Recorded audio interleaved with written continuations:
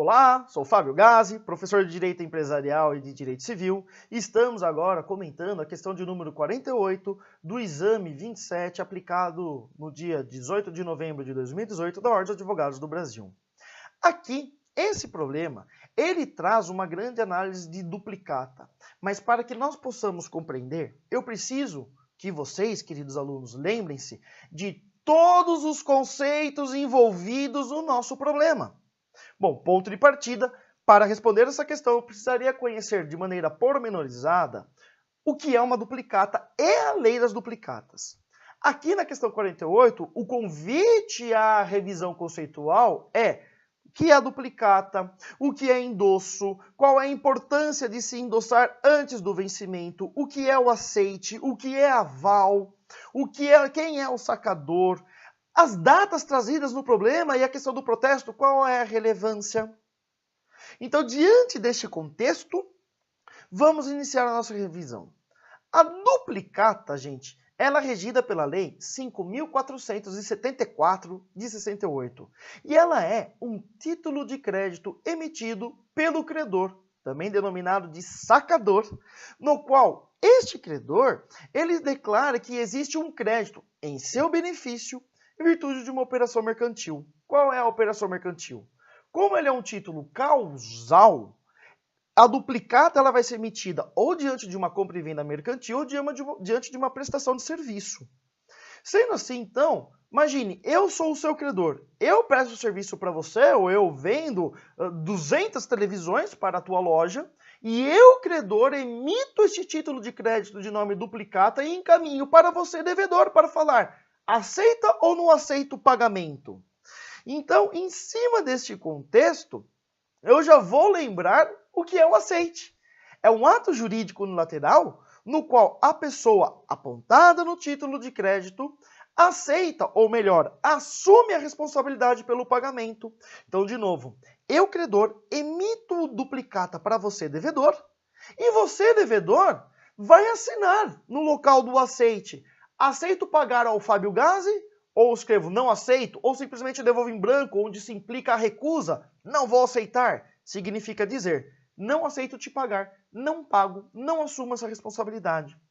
Analisando nossa questão, lembre-se, o devedor aceitou. Então ele falou: vou pagar. E o endosso? O que é esse endosso? O endosso é o ato jurídico unilateral pelo qual o título de crédito é transferido. Então, o credor daquele crédito transfere este direito, na sua integralidade, para outra pessoa. O credor que transfere chama-se endossante. Aquele que recebe, que vai ser um novo credor, chama-se endossatário. E em cima dessa perspectiva, é importante lembrar que se o endosso tivesse acontecido após o vencimento, conforme o artigo 920 do Código Civil, estaríamos diante daquele endosso póstumo ou tardio, ou seja, produz os efeitos de uma cessão de crédito. E aí eu preciso lembrar qual que é a diferença entre endosso e cessão civil de crédito. Dentre várias as diferenças, o endosso é ato unilateral, só o credor assina. É direito cambiário, aplica-se às questões do direito civil, do direito empresarial. Quando não precisa comunicar o devedor para que o devedor saiba a quem pagar. E transfere-se todos os direitos e obrigações. Na cessão civil de crédito, já é contrato. O devedor, o credor, ele não fica responsável pela solvência do devedor, apenas pela existência do crédito. É isso que fala o 294 do Código Civil e os que estão ao em volta dele. E por ser contrato, diz o Código Civil, na cessão civil de crédito, o cedente e o cessionário vão comunicar ao devedor para que o devedor saiba a quem pagar. Lembre-se, o STJ já decidiu. A notificação para o devedor não é condição de eficácia da cessão de crédito, tudo bem? Eu só comunico o devedor para que ele saiba a quem pagar. Mas se eu não comunicar, azar do cessionário e vamos ter um problema jurídico se o devedor vier a pagar ao cedente, pagando de boa fé. Bom, voltando ao nosso problema, nós ainda temos a figurinha do aval, que ele fala do aval em preto. E avalista nada mais é do que o garantidor, aquele que fala o seguinte: se o devedor não pagar, eu pago. É isso que é a figura do aval.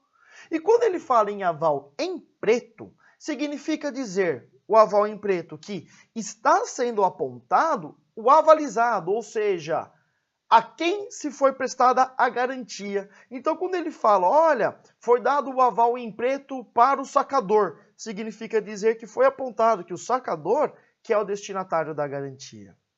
Bom, fora isso, o que mais que eu preciso lembrar para recordar este problema? Do protesto. O protesto, previsto na Lei das Duplicatas, neste caso, artigos 13, 14 e 15, vai falar que o protesto ele é o ato que demonstra a questão da impontualidade, ele serve para interromper a prescrição, mas se vocês analisarem o 13, o 14 e o 15, especificamente o parágrafo 4º do artigo 13, ele falará o seguinte: o portador que não tirar, entendam, emitir, dar entrada no protesto da duplicata em forma regular e dentro do prazo de 30 dias contados da data do vencimento, perderá o direito de regresso contra os endossantes respectivos avalistas. Vejam vocês que nós estamos pelo endossatário, pelo atual credor. Então vejam, se da data do vencimento passar o prazo de 30 dias e aí sim eu levar a protesto, eu, como novo credor, vou perder o direito de regresso contra endossante e respectivos avalistas. Aí que está a importância de entender esta data que o problema trouxe. Lembrando, o problema fala o seguinte: a duplicata venceu no dia 11 de setembro de 2018 e foi levada a protesto por falta de pagamento no dia 28 de setembro do mesmo ano, ou seja, 17 dias depois. Então, o nosso problema cumpre com o parágrafo 4º do artigo 13 da Lei das Duplicatas. Vamos resumir, então, diante desse contexto, qual é a estrutura que nós temos da questão 48 da prova branca. O Resende Piraí LTDA, ele é o credor, sacador, emitente e endossante. Olha quantas posições jurídicas ele ocupa.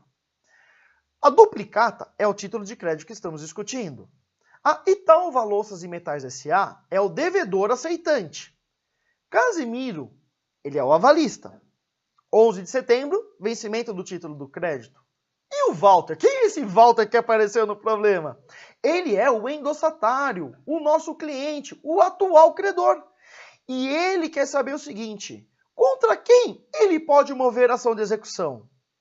Bom, aí eu preciso saber o artigo 18 da Lei das Duplicatas, que vai trazer os prazos prescricionais para saber contra quem eu posso demandar. E, após a leitura do artigo 18, chegamos no gabarito letra D de dado. O Walter, ele poderá promover a ação de execução contra todos, Resende, Itaúva e Casimiro, pois a duplicata foi apresentada a protesto tempestivamente, assegurando ao portador seu direito de ação em face dos coobrigados e do aceitante. Então veja que esta questão da prova branca, entendo que foi a mais trabalhosa, a mais complexa, porque ela precisava que nós lembrássemos todos estes conceitos e ainda mais os prazos de protesto, de ação de execução que a Lei das Duplicatas nos traz. Espero que esta rápida revisão tenha auxiliado na compreensão da solução desta questão e convido-os à análise da questão 49 no próximo vídeo.